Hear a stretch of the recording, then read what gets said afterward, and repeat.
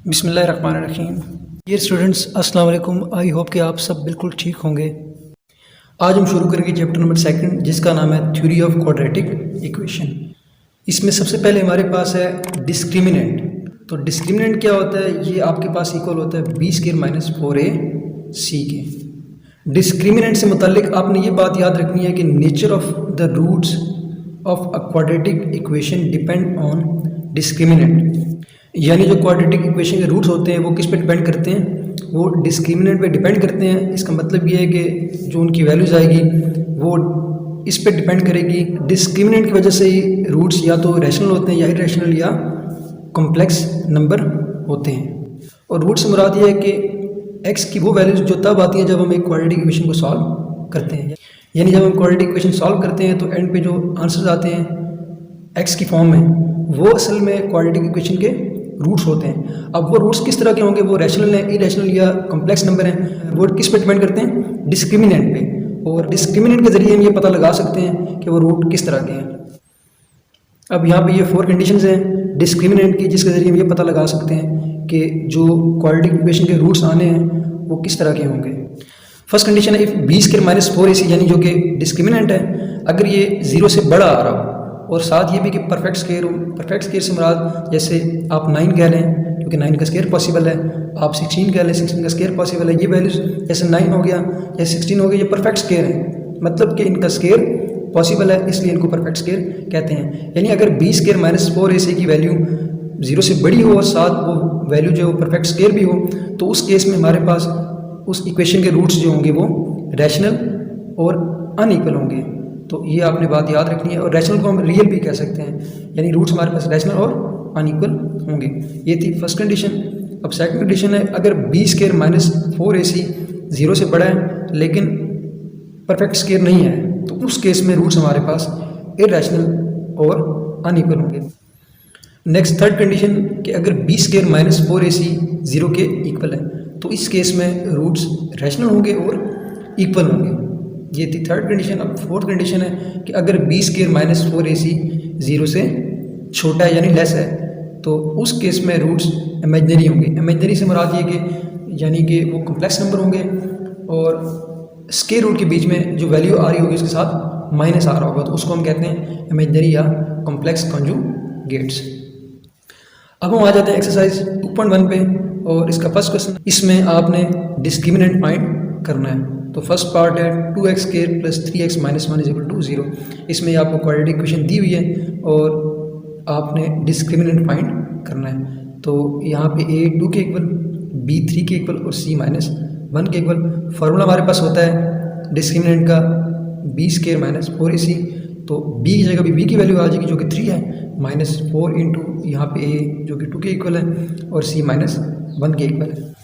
ये 3 का स्क्वायर 9, ये सॉल्व हो गया तो माइनस प्लस 4 2 ज़ार 8, 9 + 8 17 होता है। तो यहाँ पे डिस्क्रिमिनेंट की वैल्यू हमारे पास 17 आ गई। इसको आप इस तरह से शॉर्ट लिख सकते हैं DISC करके। नेक्स्ट थर्ड पार्ट है इसी क्वेश्चन का। इसमें 9x² - 30x + 25 = 0 है। a 9 के इक्वल, b - 30, c 25 है। अब इस केस में फाइंड करेंगे डिस्क्रिमिनेंट, तो ये b² - 4ac आ जाएगा फार्मूला।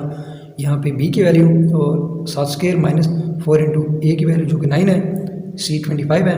ये सॉल्व करेंगे तो 900 आ जाएगा और इसको हम सॉल्व करेंगे तो हमारे पास ये भी मल्टीप्लाई होकर 900 के इक्वल ही आ जाएगा। और 900 में से 900 माइनस करें तो 0 आ जाता है। क्वेश्चन 1 के रिमेनिंग 2 पार्ट्स इस तरह सॉल्व होंगे, सिंपल है काफ़ी, और इन्हीं स्टेप्स को फॉलो करके आपने हमको करना है। फर्स्ट क्वेश्चन में तो हमने सिर्फ डिस्क्रिमिनेंट फाइंड किया था। अब सेकंड क्वेश्चन में हमने डिस्क्रिमिनेंट फाइंड करके रूट्स की नेचर बतानी है और फिर वेरीफाई भी करना है।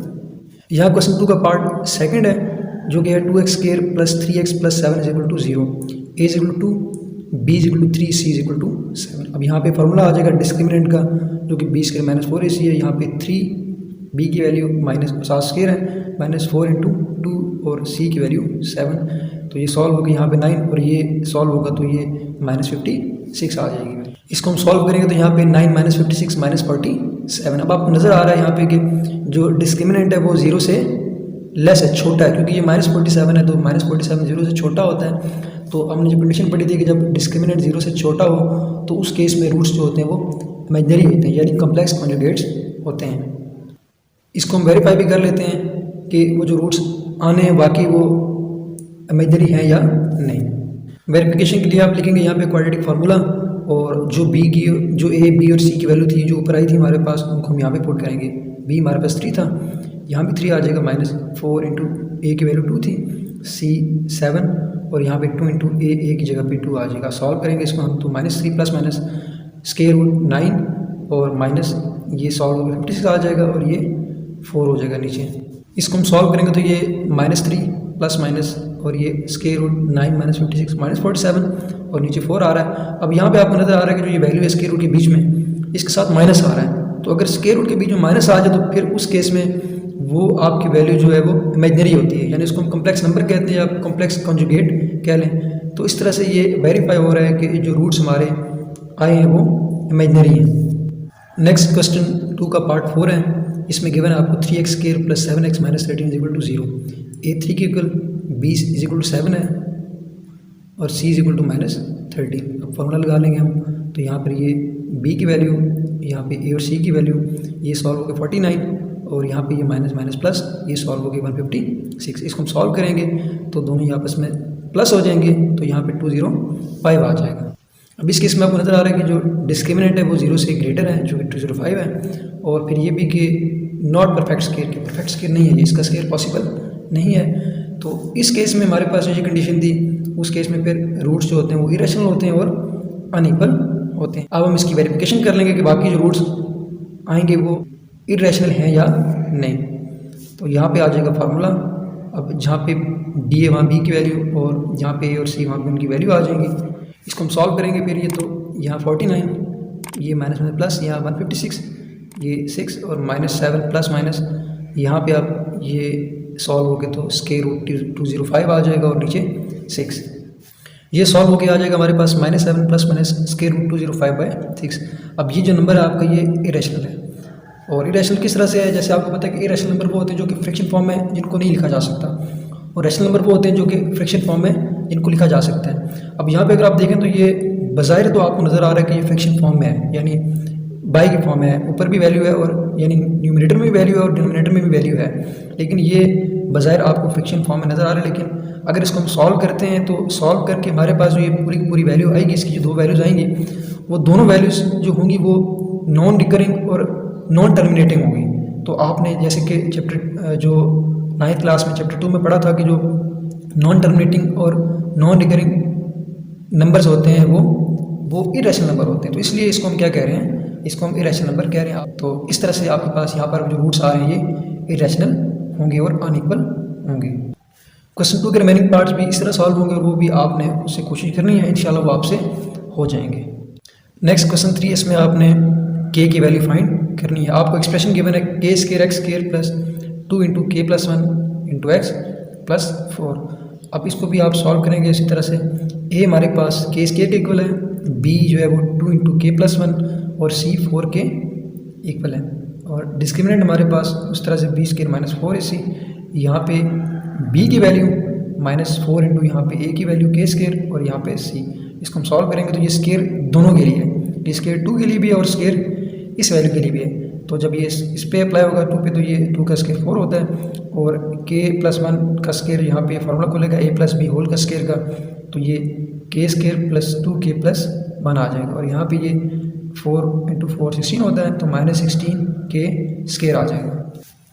यहाँ पे इसको मज़ीद सॉल्व करेंगे, 4 सब वैल्यू से मल्टीप्लाई हो जाएगा, तो ये 4k² प्लस 8k प्लस 4 और माइनस यहाँ पे 16k² था। अब ये प्लस 4k² माइनस 16k² आपस में सॉल्व होंगे तो -12k² आ जाएगा, और ये प्लस 8k 7 प्लस 4। अब चूँकि जो हमें इन्होंने एक्सप्रेशन दिया हुआ था उसका बताया हुआ था कि जो है कि ये एक्सप्रेशन परफेक्ट स्क्वायर है, तो इसलिए हम क्या करेंगे कि इसको डिस्क्रिमिनेंट को जो हमारे पास आया है इसको 0 के इक्वल ले लेंगे, यानी ये वैल्यू जो है वो 0 के इक्वल आ जाएगी। तो यहाँ पे इसको 0 के इक्वल ले लेंगे। इसको सॉल्व करेंगे तो यहाँ से -4 कॉमन, तो बीच में 3k² बचेगा, यहाँ -2k और यहाँ -1 आ जाएगा, इक्वल टू 0। बोथ साइड पर -4 से डिवाइड करेंगे तो यहाँ यहाँ से -4 ख़त्म और यहाँ पे 0 आ जाएगा, और ये अब बचेगा हमारे पास 3k² -2k -1 इक्वल टू 0। ये अब क्वाड्रेटिक इक्वेशन है, इसकी हम करेंगे फैक्टराइजेशन। तो हमें -3 कैसे फैक्टर्स हैं जिनको मल्टीप्लाई करें तो -3 आ जाएगा। अगर आपस में ऐड या सब्ट्रैक्ट करें तो -2k आ जाए। तो ये हम ये ले लेते हैं -3k प्लस k, और यहाँ पे बाकी as it is.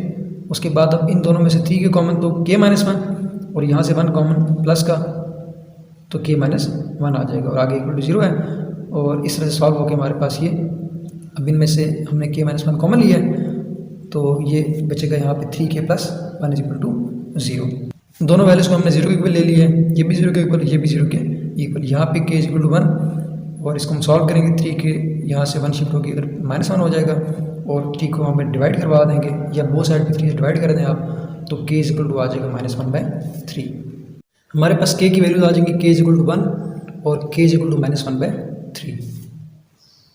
Next question 4 है, इसमें भी k की वैल्यू फाइंड करनी है। इसका पार्ट फर्स्ट है, इसमें गिवन है 2k-1 into x square plus 3k into x plus 3 is equal to 0।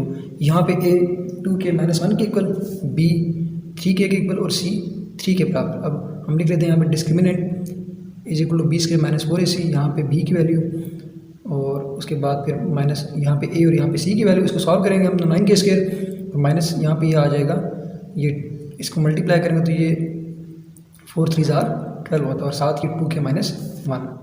उसके बाद फिर हम इसको सॉल्व करेंगे तो 9k स्क्वायर माइनस ये 12 दोनों वैल्यू से मल्टीप्लाई हो जाएगा, तो यहाँ पे -24k और ये माइनस प्लस, तो प्लस 12 आ जाएगा। अब चूँकि क्वेश्चन में गिवन था कि जो as the roots of given equation are equal, क्योंकि इसके रूट्स इक्वल हैं इक्वेशन के, तो हम डिस्क्रिमिनेंट को 0 के इक्वल ले लेंगे। तो ये जो वैल्यू आई है डिस्क्रिमिनेंट की, इसको हम ले लेंगे 0 के इक्वल, तो 9k square minus 24k plus 12 0 के इक्वल आ जाएगा। इन तीनों में से 3 कॉमन, तो यहाँ पे आएगा 3k square minus 8k plus 4 is equal to 0।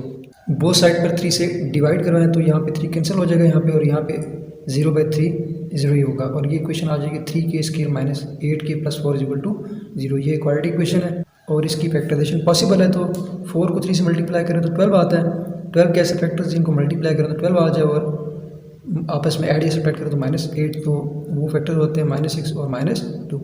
तो अब यहाँ पे ये इक्वेशन आ जाएगी 3k square minus 6k minus 2k plus 4 is equal to 0। k-2 common लिया तो यहाँ पे 3k-2 आ जाएगा इक्वल टू 0। अब दोनों वैल्यूज़ को हम 0 के इक्वल ले लेंगे, ये भी 0 के इक्वल और ये वैल्यू भी 0 के इक्वल। यहाँ से k 2 आ जाएगा, और इसको हम सॉल्व करेंगे तो 3k इज इक्वल टू 2, और ये 3 वहाँ जाके डिवाइड होगा तो k इज इक्वल टू 2/3 आ जाएगा। तो k की वैल्यू आ जाएंगी, एक वैल्यू 2 के इक्वल आएगी और दूसरी वैल्यू 2/3। नेक्स्ट क्वेश्चन 4 का पार्ट थर्ड है, इसमें आपको गिवन है 3k plus 2 into x square minus 5 into k plus 1 into x plus 2k plus 3 is equal to 0। ए आपके पास 3k प्लस 2 के इक्वल, बी इक्वल है -5 इंटू k प्लस 1, सी इक्वल है 2k प्लस 3 के इक्वल। अब डिस्क्रिमिनेंट हमारे पास इक्वल है b स्क्वायर माइनस 4ac के, यहाँ पे b की जगह पे b की वैल्यू, a की जगह पे a और c की जगह पे c की वैल्यू आ जाएगी। अब यहाँ पे ये स्क्वायर दोनों के लिए है, -5 का भी स्क्वायर हो जाएगा और k प्लस 1 का भी स्क्वायर। इनको हम आपस में मल्टीप्लाई करेंगे तो हमारे पास आ जाएगा 6k स्क्वायर प्लस 9k और प्लस 4k प्लस 6। अब नेक्स्ट स्टेप में -5 का स्क्वायर, क्योंकि ये पावर इवन है तो पावर इवन हो तो माइनस ख़त्म हो जाता है, और 5 का स्क्वायर 25 होता है। और यहाँ पे a प्लस बी होल का स्क्वायर का फार्मूला तो k square plus 2k plus 1 minus, अब यहाँ पे इसको हम सॉल्व करेंगे तो ये 6k स्क्वायर आ जाएगा, ये 9k प्लस 4k 13k होता है, और यहाँ पे ये प्लस 6 आ जाएगा। नेक्स्ट स्टेप में 25 को तीनों से मल्टीप्लाई करवाएंगे तो 25k स्क्वायर प्लस 50k और यहाँ प्लस 25।